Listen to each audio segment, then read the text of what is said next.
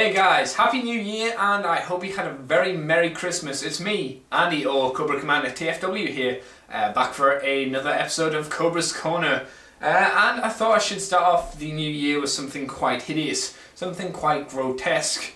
He is the Death Beaver, as I like to call him. Note, during this review, Grotesque will be referred to as a Death Beaver, not a winged saber-toothed cat.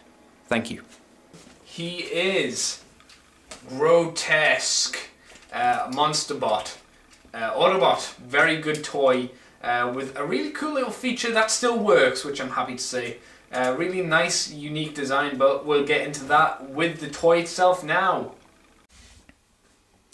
Okay, and we're back with Grotesque in his monster mode, but I like to call it a Death Beaver. Why a Death Beaver? Because it's a robot that looks a lot like a beaver in my eyes. I mean, it's got two buck teeth, so you could call it a chipmunk or some kind of rodent, but look at that face. He looks too cute to be an actual monster, and that's why you need to fear this guy, because he will get you without you knowing.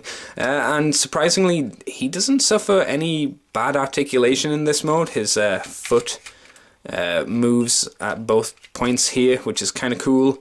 Arms have no restriction at all and bend and move slightly. The head doesn't move at all, but the wings do as well. They just kind of go like that. They don't bend at all, which is a shame, but that's fine. They don't bend in robot mode either, so it's not like we're losing anything.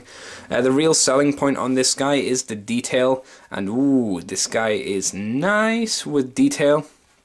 I love the face. The face has, especially here, fur or a different kind of texture over it to make it a little bit lumpy and bumpy.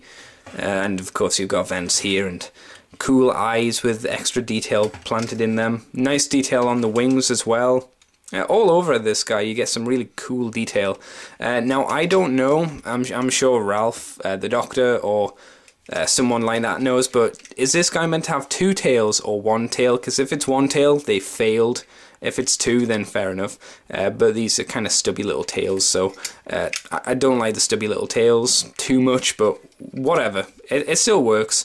And the stickers, for what they are, work nicely on this guy. One other nice feature about the monster mode here is the storage of the gun, because yes, you can store his gun, and of course it's on his back, and it's kind of necessary. If you don't have the gun, you will have a big ass gap.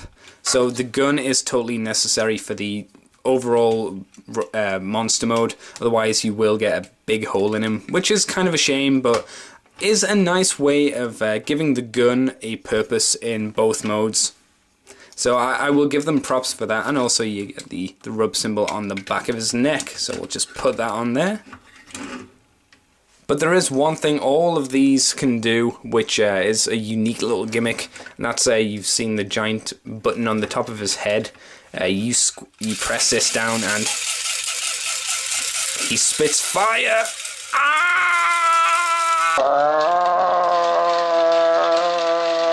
He spits fire!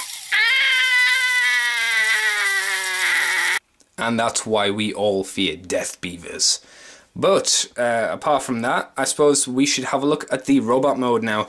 As always, I won't show the transformation. It's fairly simple and intuitive, so.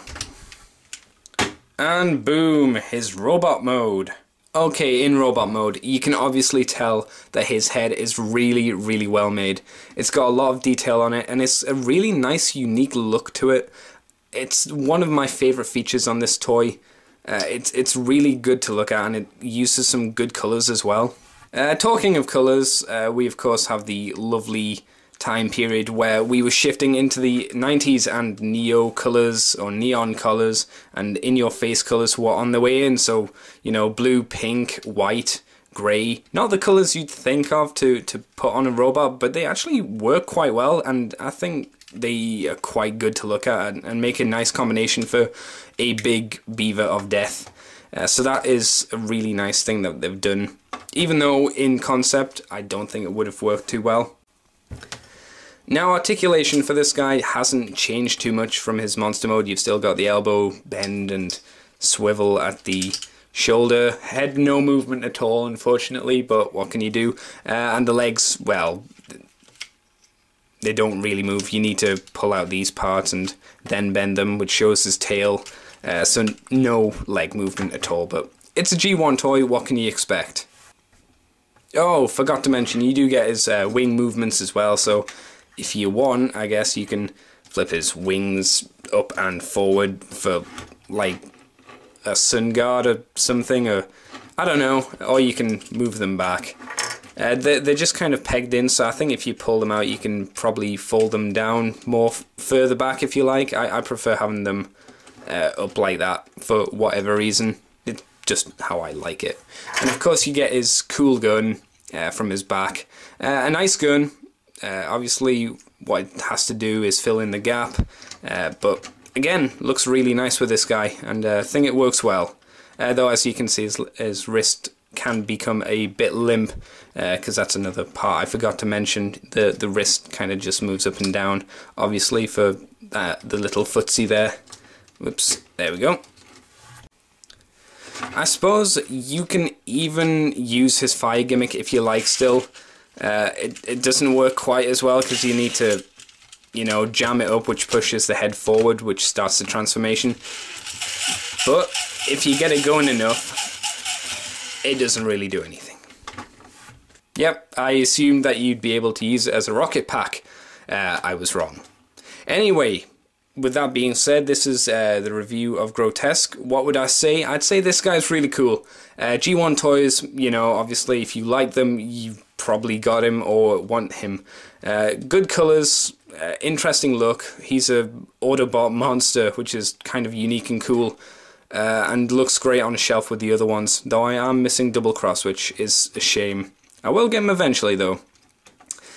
So yeah, this guy can run you a bit of money though, at least £30 cheapest, sometimes more.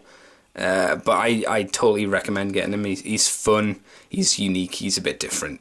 So that was a review on Grotusque. Thank you guys, and hope this is the start of a good year of reviewing for me. But who knows. See you later guys.